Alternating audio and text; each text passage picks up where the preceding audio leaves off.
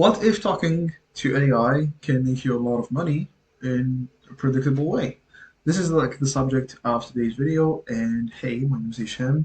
I'm building public and I'm creating a video a day, I'm trying to at least, about videos around AI automation and business, so apply to business.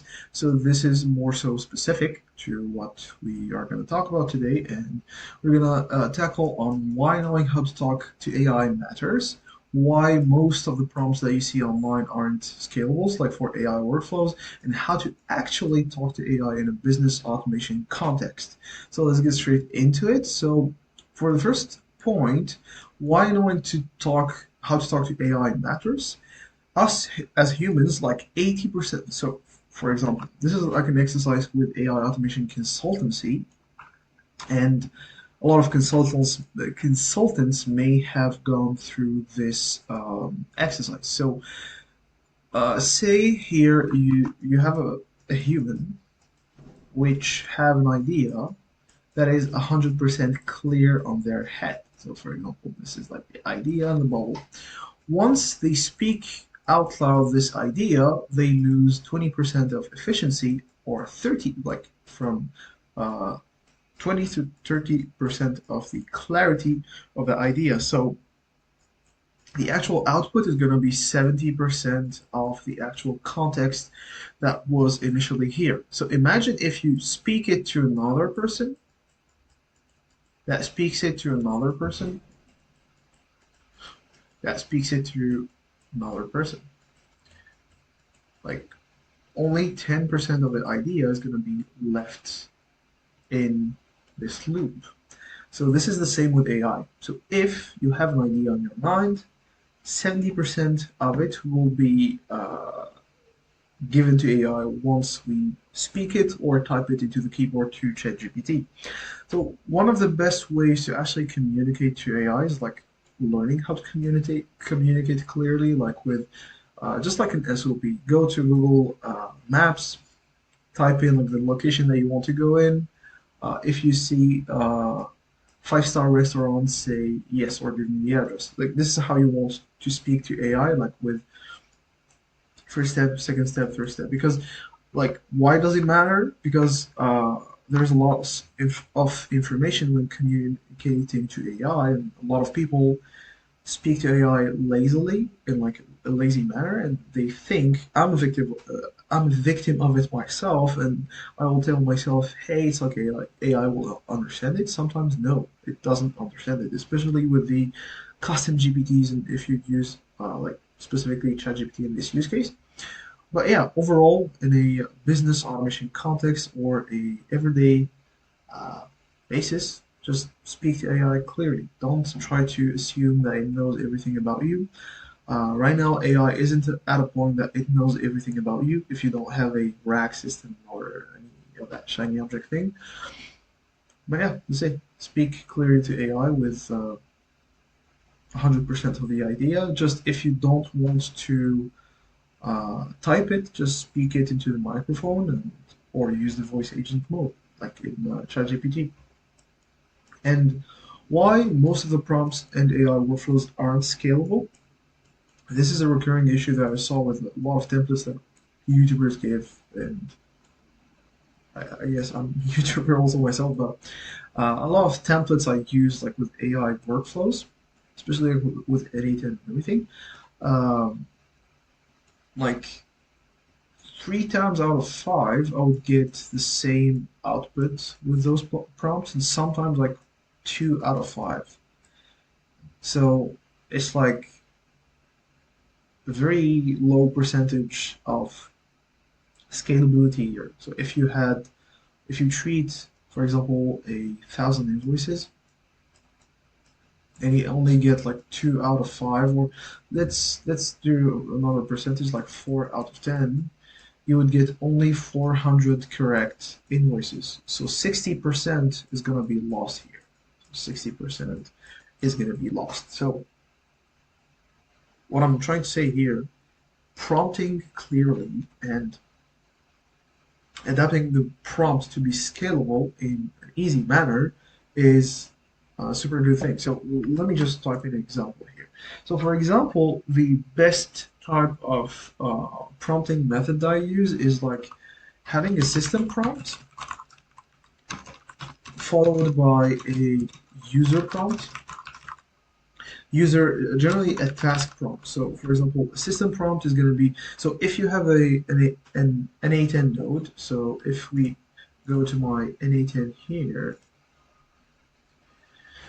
and I'll give you the exact example. So let me just finish this. So system prompt, and then you give it the user prompt, which is the task that it will do. This is like the framework that I generally use on how to prompt it clearly, and I will show the templates that I use and everything, uh, or the framework.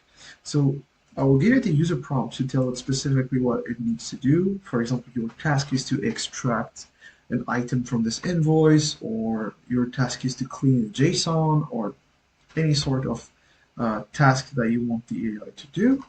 From here, you will train the AI. So the training part. So you have a couple, like a not a couple, but basically you will uh, alternate, bet- alternate between user and assistant prompts. So assistant prompt is basically the mimicking what the AI is going to say. So if you alternate between one user prompt, one assistant prompt, one user prompt, one assistant prompt, you will train the AI on specifically giving it the input and the output, the input and the output. So let's put this at test and see what it does. And this is what we call, if you have heard of it before, this is what we call one shot, zero shot AI prompts. Zero shot is basically not training the AI, so zero examples. This is a bad handwriting, but yeah. One shot is basically giving it one example,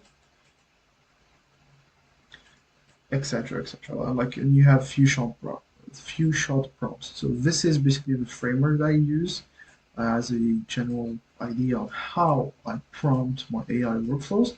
So system, user, and then alternate between user and assistant prompts. So if we have, for example, ChatGPT here, I go to message and model. Here, this is the system prompt. Like you can use GPT-4o or let's take for example GPT-4o, and then here you have the prompt with the types of roles that it has. So system prompt is the model's behavior. So this is the identity of it. So for example, you are helpful uh, systems or helpful intelligence sales outreach sales and outreach experts, for example. Here, this is going to be the task of the prompt. Your task is to write a cold email icebreaker based on the leads data available. So you give it the task, and then you give it the specificities of like what you want to do. For example, make sure it is. I mean, I generally go with this type of framework. So respond in X formats,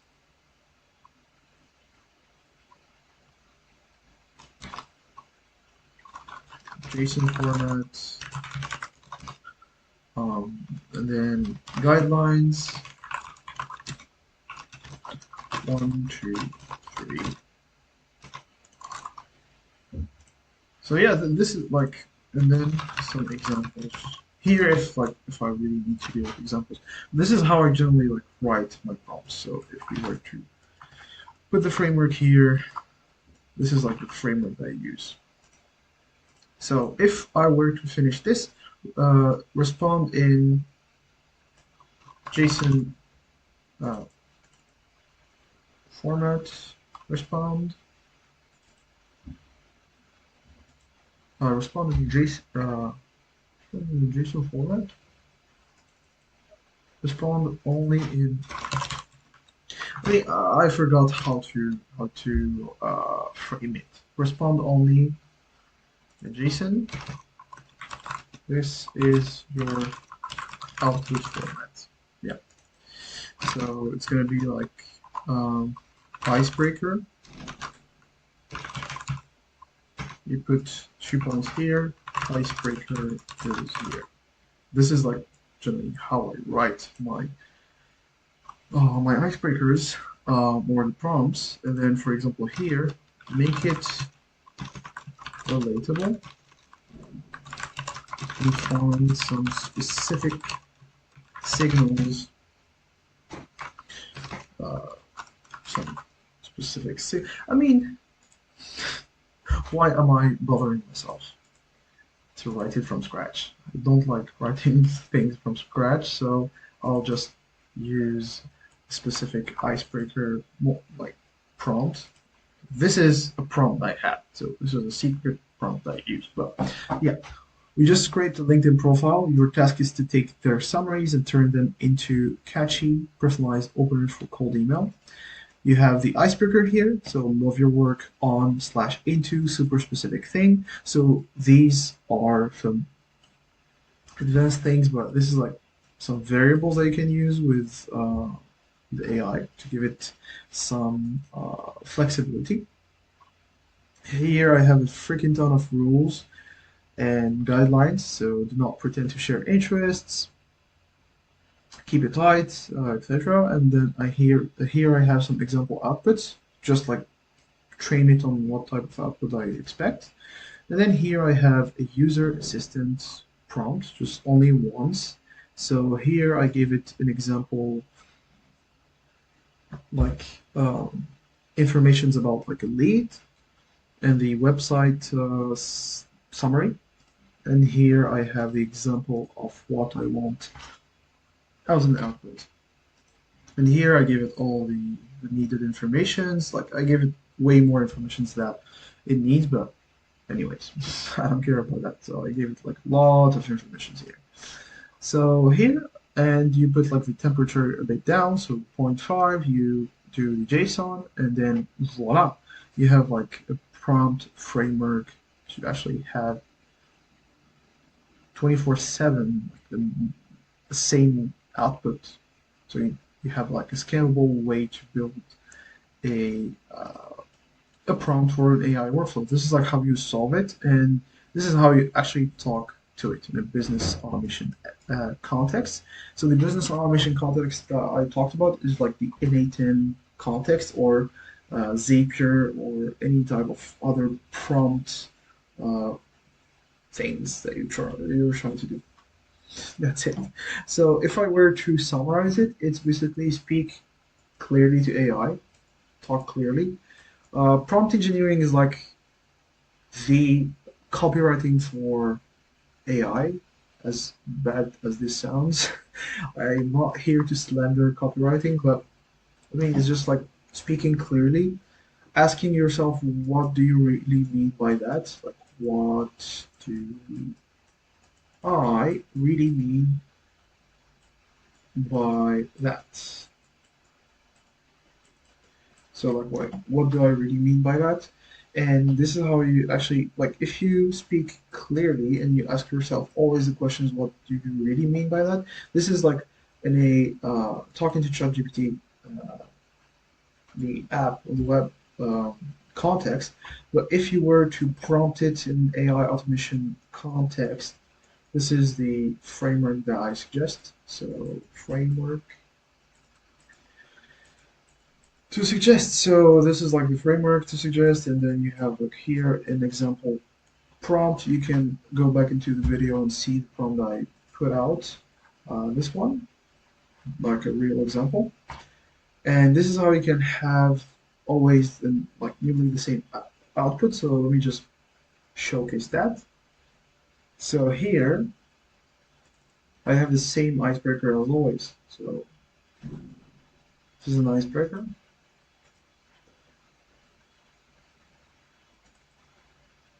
This is another icebreaker. And as you can remark, it is always the same structure and it's as reliable as possible. So just nice. That's the whole goal of it. It's being scalable, reliable, and make more money with time. And this is how it yields the results. Because making money with prompt engineering is basically like having scalable systems that will generate money with through time. So yeah, there's that. It was just like a wild idea that I thought of and made a video about it.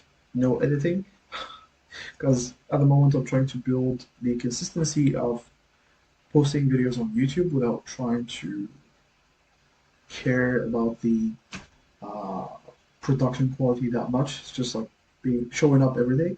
So yeah, if you like that, subscribe, and if you want to work with me, there's a second link in the description. As I hate CTAs, that's a good CTA, I guess. I don't care. Goodbye.